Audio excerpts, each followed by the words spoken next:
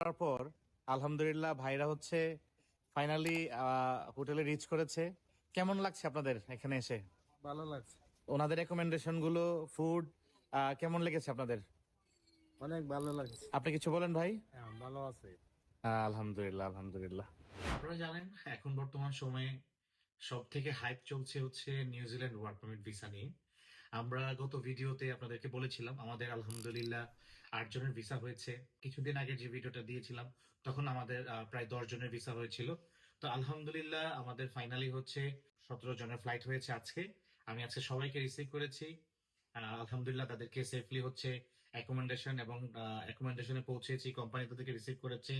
তাদের total processing time, তারা কিভাবে আসলো, কেমন এক্সপিরিয়েন্স তাদের, সব কিছু নিয়ে আমরা একটা ইনশাল্লাহ তাদের একটা রিভিউ ভিডিও আপনাদের সাথে দিব ইনশাল্লাহ খুব ভেরি সুন।